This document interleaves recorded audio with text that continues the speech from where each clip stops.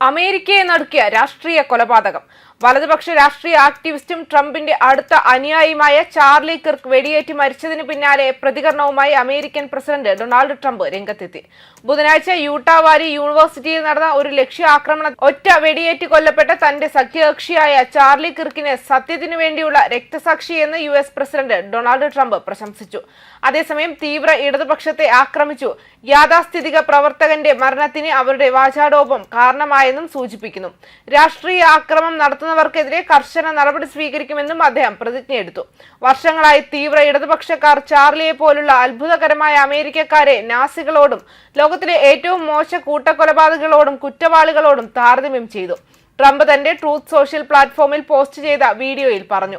കിർക്കിന്റെ കൊലപാതകത്തെ president ഹീനവും അമേരിക്കയ്ക്ക് ഇരുണ്ട നിമിഷവുമെന്ന് വിശേഷിപ്പിച്ചു. കഴിഞ്ഞ വർഷം പെൻസിൽവാനിയയിലെ ബട്ട്ലറിൽ എന്റെ ജീവിതത്തിന് നേരെയുണ്ടായ ആക്രമണം മുതൽ ഭർത്താവും പിതാവും കൊല്ലപ്പെട്ടു.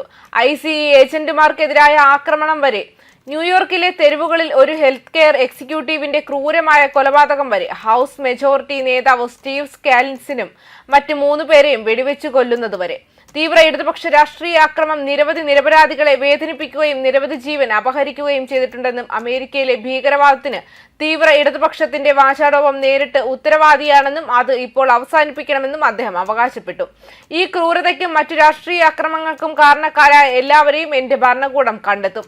അതിന് ധനസഹായം നൽകുകയും പിന്തുണയ്ക്കുകയും ചെയ്യുന്ന സംഘടനകൾ ഉൾപ്പെടെ നമ്മുടെ ജഡ്ജിമാർ, നിയമപാലകർ, നമ്മുടെ രാജ്യത്ത് ക്രമസമാധാനം കൊണ്ടുവരുന്ന മറ്റെല്ലാവരെയും പിന്തുടരുന്നതുവരെയും കണ്ടെത്തും, ട്രംപ് പറഞ്ഞു.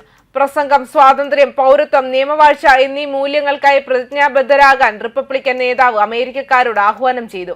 ചാർലി കിർക്ക് ജീവിക്കുകയും മരിക്കുകയും ചെയ്തു.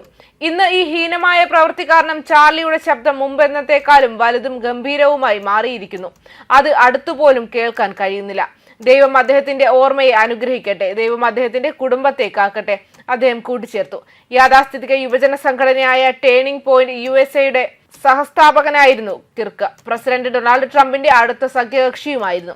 വോട്ടർമാർക്കിടയിൽ ട്രംപിനുള്ള പിന്തുണ വർദ്ധിപ്പിക്കാൻ അദ്ദേഹം സഹായിച്ചു. ബുധനാഴ്ച യൂട്ടാ വാലി യൂണിവേഴ്സിറ്റിയിലെ ഒരു പരിപാടിയിൽ സംസാരിക്കുന്നതിനിടെ കിർക്ക് വെടിയേറ്റ് മരിച്ചു. കൊലപാതകത്തെക്കുറിച്ചുള്ള അന്വേഷണത്തിൽ ആരും കസ്റ്റഡിയിലില്ലെന്നും യൂട്ടാ പബ്ലിക് സേഫ്റ്റി വകുപ്പ് പറഞ്ഞതിനാൽ അദ്ദേഹത്തിന്റെ കൊലയാളി ഒളിവിലാണ്. ഒരു വലിയ ജനക്കൂട്ടത്തെ അഭിസംബോധന ചെയ്ത് സംസാരിക്കുന്ന സംഭവ സ്ഥലത്തു നിന്നുള്ള വീഡിയോയിൽ കാണാം.